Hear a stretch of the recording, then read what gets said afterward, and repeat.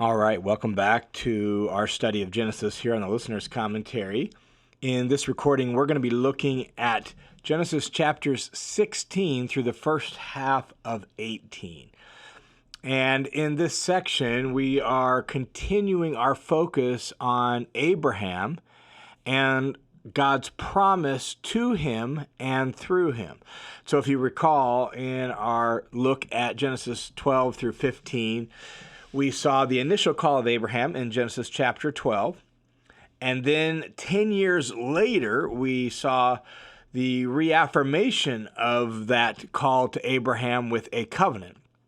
And in a nutshell, God's promise to Abraham is that not only will he give him many descendants like the stars of the sky, he'll also give him the land of Canaan where he's currently living as a nomad, a wanderer, and then the ultimate goal of that promise is that through Abraham and his seed, his descendant or his offspring, he will bless all the nations of the world.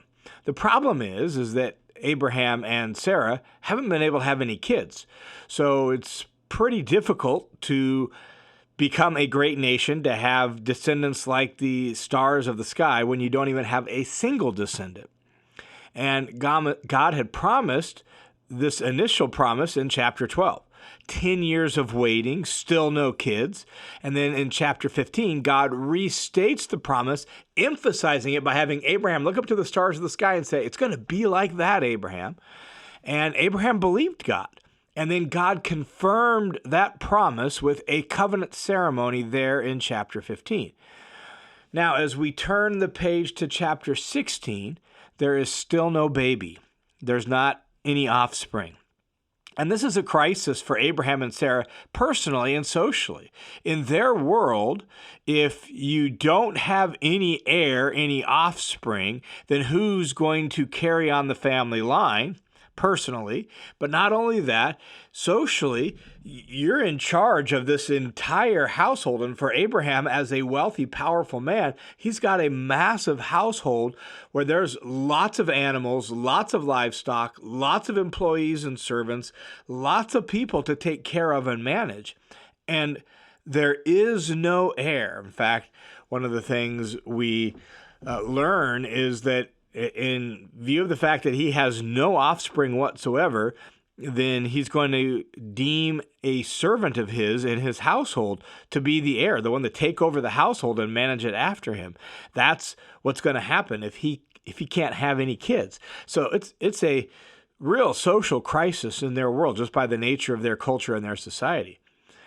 But for Abraham and Sarah, it goes beyond that to an issue of faith and faithfulness, right? Like, God, we believe your promise, but it's been over a decade now. So when and how is this offspring going to come? And so as we open chapter 16, that's where we're at in Abraham's story. And so look what happens in chapter 16. This is the familiar story, if you know Genesis at all, the familiar story of Abraham and Sarah's servant Hagar. And it goes like this, chapter 16, verse 1. Now Sarai, that's Sarah, Abram's wife, had not borne him a child, but she had a slave woman who was an Egyptian whose name was Hagar. So Sarai said to Abram, "See now, the Lord has prevented me from bearing children.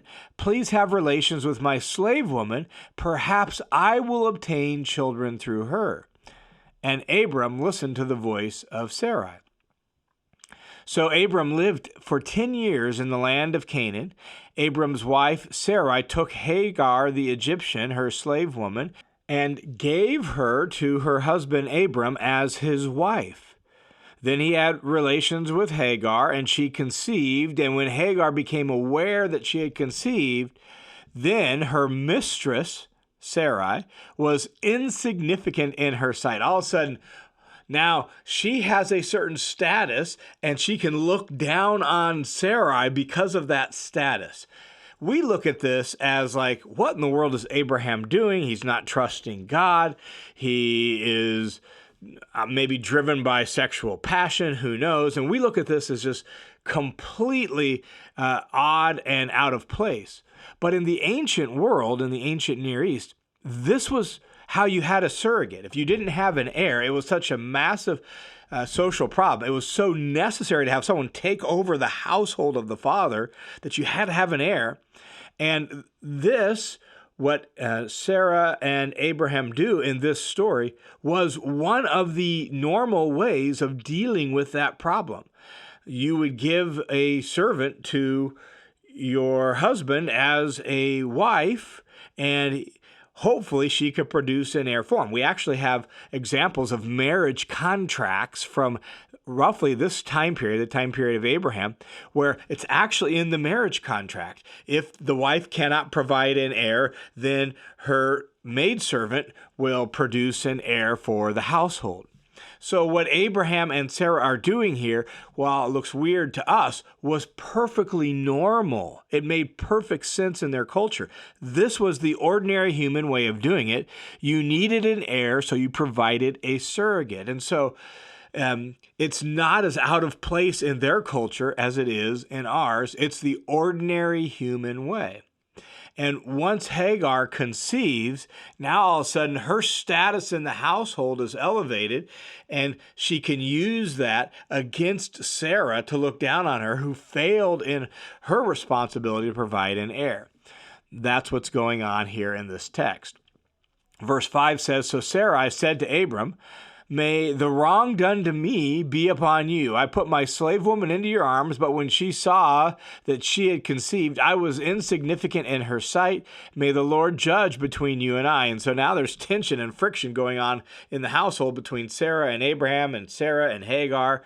But Abram said to Sarai, "Look, your slave woman is in your power. Do to her what is good in your sight."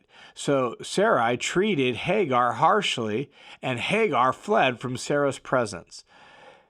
And so this tension is really now becoming a real problem in the household. Now, the angel of the Lord found her by a spring of water in the wilderness, by the spring on the way to Shur. So Hagar has fled, and she is now out by some well, some spring, out in the desert. And the Lord said to her, "Hagar, Sarah's slave woman, from where have you come and where are you going?" And she said, "I'm fleeing from the presence of my mistress Sarai." So the angel of the Lord said to her, "Return to your mistress and submit to her authority." Then the angel of the Lord also said to her, "I will greatly multiply your descendants, so there'll be too many to count." And so God tells her, "Look, you're going to have a baby, and I will be with you, and I'm going to multiply your descendants. Just as I promised Abraham, I'm going to do so for you." And the angel of the Lord said to her further, "Behold, you are pregnant, and you will give birth to a son. You shall name him Ishmael, because the Lord has heard your affliction. But he will be a wild donkey of a man. His hand will be against everyone, and everyone's hand will be against him, and he will live in defiance of all his brothers." So a little bit of forecasting of who Ishmael is going to become and what that means. Then she called the name of the Lord who spoke to her, "You are the God who sees me." That's how she understood him. You see me. You see my suffering. You see what I'm going on. You're the God who sees me. For, she said, "Have I seen him here and lived after he saw me?" Therefore, the well was called Be'er Lahai Roi. Behold, it is between Kadesh and Bered. So Hagar bore a son to Abram, and Abram named his son to whom Hagar had given birth Ishmael. Abram was 86 years old when Hagar bore Ishmael to him. So just keeping track of the chronology, in Genesis chapter 12, when God first called Abram was 75 years old. Chapter 15, God reaffirms the covenant to Abram, said that covenant's going to mean that you're going to have a descendant from your own body. Didn't specify Sarah in that case, just from your own body. So now it's been 10 years since that initial promise, and Abram and Sarah, I thought, well, let's do it the ordinary human way. Made sense for that, and what they did with Hagar, well, that seemed to make sense. And so now Abram and Sarai have followed the ordinary human way of gaining an heir, but Ishmael is not the child of promise. And even though God's going to honor him and make a great nation from him, his line is not the line of promise. It's not going to be the seed through whom the promise to Abraham is carried forward. And so as we turn to chapter 17, we now pick up where God once again reaffirms the promise to Abram and actually gives a sign for that promise covenant. And so now, chapter 17, verse 1, when Abram was 99 years old, the Lord appeared to Abram and said to him, just again, notice the chronology. Chapter 12, 75. Chapter 15 with the covenant ceremony, 85. Chapter 16 with the birth of Ishmael, 86. Now, 99.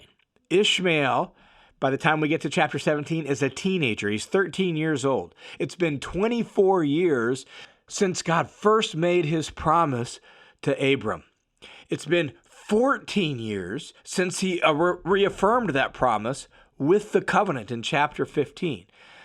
So here, at 99 years old, the Lord appears to Abram and said, I am God Almighty.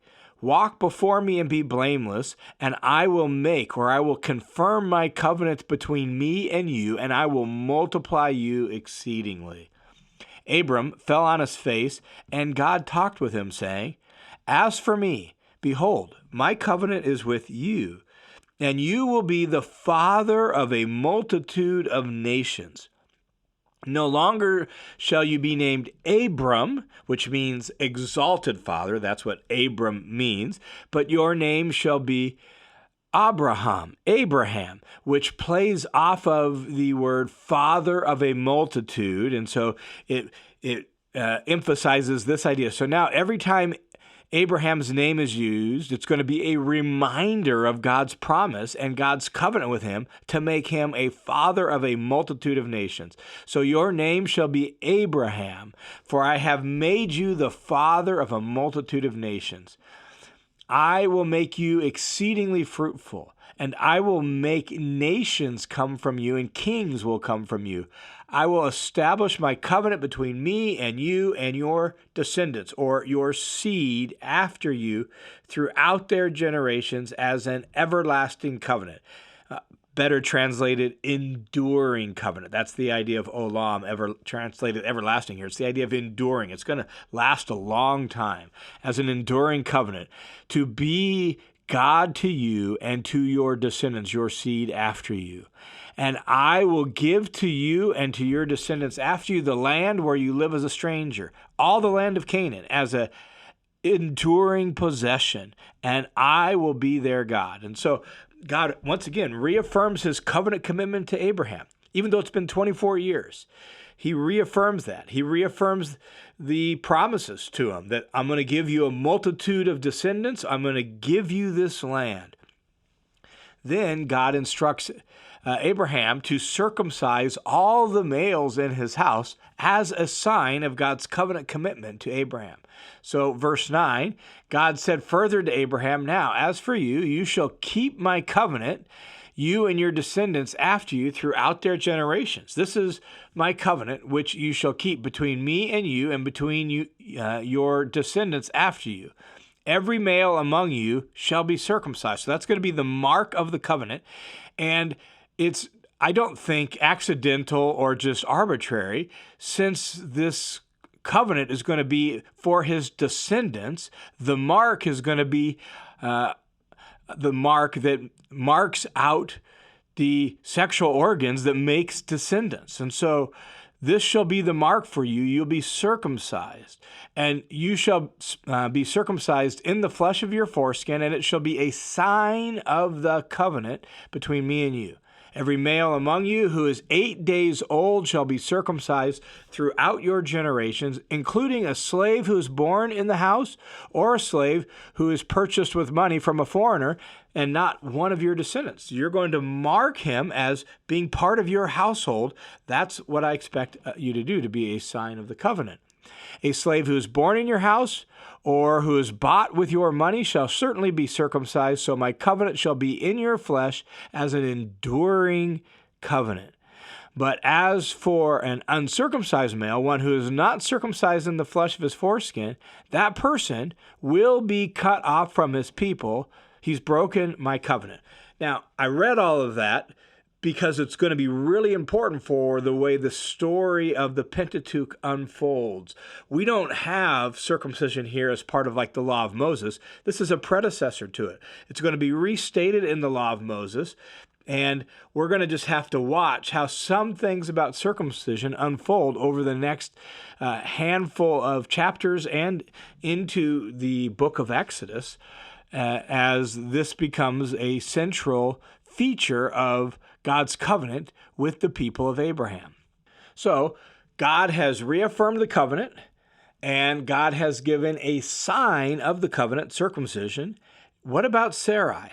Well, look at verse 15 of chapter 17. Then God said to Abraham, as for your wife Sarai, you shall not call her by the name Sarai any longer, but Sarah shall be her name. Now, Sarai and Sarah both have the same basic meaning, but once again, by changing her name, and now every time her name is used, it's going to point towards God's promise and God's covenant with Abraham and Sarah and their offspring. Look what God says in verse 16. I will bless her, and indeed, I will give you a son by her.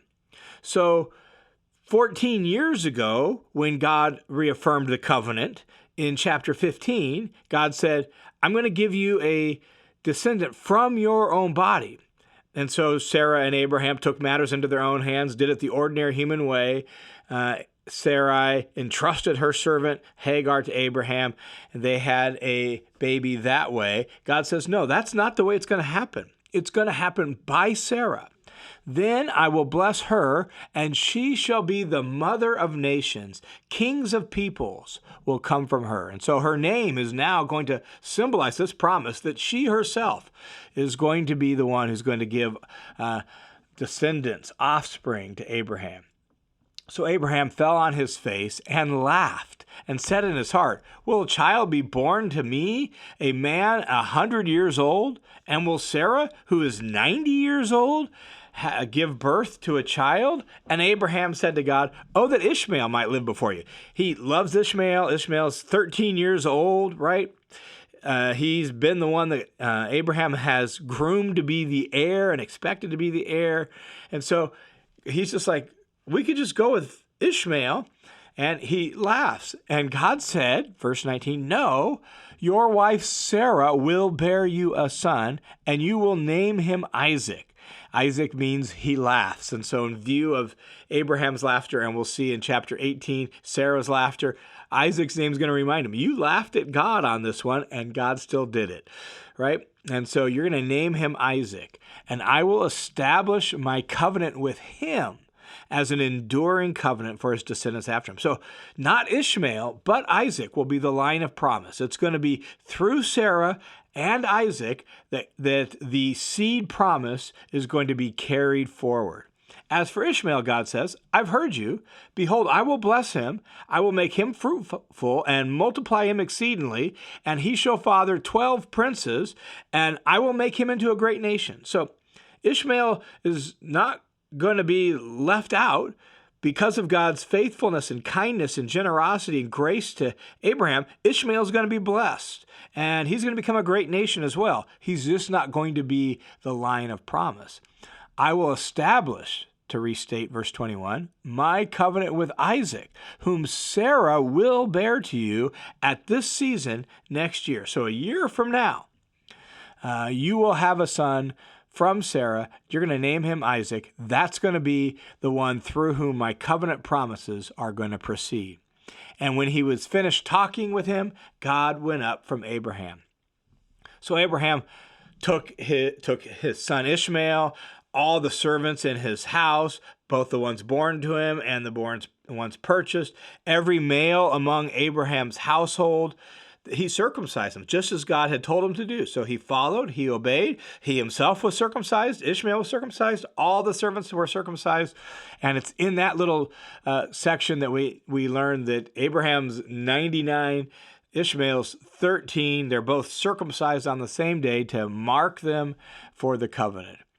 So then, at the beginning of chapter 18, we get what is either another appearance to Abraham, or just as likely, the same appearance we were just told, but from a different angle. And I tend to think that's what it is. So chapter 17 tells the story focusing on Abraham, Isaac, and Ishmael and circumcision.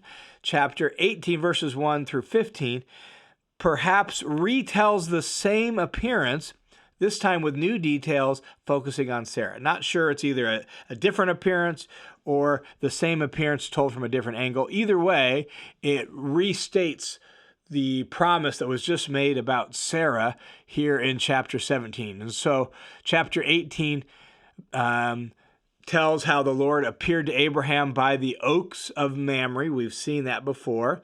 While he was sitting by the tent door, and the Lord appears in human forms as three people standing near Abraham by his door. So Abraham enters into hospitality, as was expected in the ancient Near East. He tells Sarah to make some bread and to make a meal for these visitors. And the Lord appeared to him to tell him that Sarah was going to have a child. And so 18:9 says, "Then they said to him," they being the three visitors, "Where is your wife, Sarah?" And he said, "There, in the tent." And he said, "I will certainly return to you at this time next year, and behold, your wife Sarah will have a son." And so we get that promise restated, that it's going to come through Sarah, and it's going to happen in a year's time. Sarah was listening at the tent door, which was behind him. Now, Abraham and Sarah were old, advanced in age. Sarah was past childbearing. We know from the previous account that she was around 90. So yes, she's past childbearing. She's past menopause. So Sarah laughed to herself, saying, "After I've become old, am I to have pleasure?" Probably like the pleasure of childbirth or bearing a child.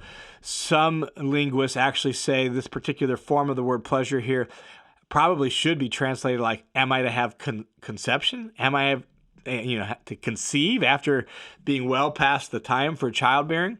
And my Lord is old also. In other words, we're old. Are we going to have the pleasure of having kids? But the Lord said to Abraham, "Why did Sarah laugh, saying, 'Shall I actually give birth to a child when I'm so old? Is anything too difficult for the Lord? At the appointed time, I'm going to return to you at this time next year, and Sarah will have a son.'" Well, Sarah denied that she laughed, saying, "I didn't laugh," for she was afraid. But he, the Lord, said, "No, you did laugh." And so now we know Isaac's name is going to be Laughter because Abraham laughed and Sarah laughed, and God's going to name him Laughter because you guys laughed when God gave this promise. Now, to wrap up this section, let me just offer a few theological reflections. What we see here with Abraham and Sarah is faulty faith, but it's still faith, and they're still faithful. We heard it in chapter 17 at the very beginning when God first appears to Abraham there in chapter 17, and Abraham's like, "Lord, I believe you, but I still don't have any kids." And God says, "Trust me on this one. You're going to have kids, and here's the sign of the covenant." And even though in chapter 16, Abraham and Sarah followed the convention of the day by giving Hagar to Abraham, it wasn't like they were being completely unfaithful. God had said, "From your own body," and in their humanness and their limited understanding, this made perfect sense to them. They thought, well, maybe this is how God's going to fulfill the promise. They were wrong, and their faith was faulty, but they still were trying to be faithful to God. And this is really leads to a second reflection, but it's sort of an extension of that. The promises of God depends on the faithfulness of God, not the perfection of our faith. right? God is going to work out his promises in spite of our faulty faith, in spite of our misunderstandings, in spite of our rationalizations or trying to go, what makes sense to us in our own limited, finite framework. And that's what we see in this story. Abraham and Sarah had a very limited, finite framework, but God's still going to carry forward his promises because it rests on the faithfulness and the surety of God, not on us. And so we see in Abraham and Sarah a faulty faith, but a faithful God. Another key thing we see out of this is just to bear in mind theologically the line of promise. We have to recognize that not all of Abraham's descendants, not all of those who have Abraham's blood flowing through their veins are going to be the line of promise. My covenant will be with Isaac, God says. Even though I'm going to bless Ishmael, he's not the line of promise. My covenant is not with him. The seed promise and the land promise is going to go through Isaac, not Ishmael. And that promise, the line of promise, culminates ultimately in Christ. And so as we read Genesis, we're seeing the entire foundation of the biblical story. Jesus Christ is the ultimate seed of Abraham, through whom the promise will be fulfilled. Jesus Christ is the ultimate seed of the woman, mentioned in Genesis 3:15, who will crush the serpent's head. And so this seed promise that was made way back in Genesis 3:15 to Adam and Eve about the seed of the woman is going to crush the serpent. Well, that seed promise now is being narrowed down to Abraham, and not just Abraham, but Abraham specifically through Isaac. And we're going to watch this as Genesis unfolds, how God's going to keep narrowing this down until it finds its culmination in Jacob, through Israel, to Christ, who is the ultimate seed of the woman, the ultimate seed of Abraham, who crushes the serpent's head. All right, thanks for tuning into this session of the Listener's Commentary on the Old Testament. The Listener's Commentary is made possible by the generosity of dozens and dozens of people just like you. So thanks a ton to each and every one of you who support this ministry. God continues to bear good fruit as we put these resources out there. We're in process of, by the grace of God, translating everything into Spanish to expand the reach. And again, that all requires time and personnel and money. And so your generosity is making that possible. So thanks a ton for your support. And if you want to join the team of supporters, you can do so by going to listenerscommentary.com, clicking the Give button, and setting up a one-time or a recurring monthly donation right there. Thanks a ton for your support.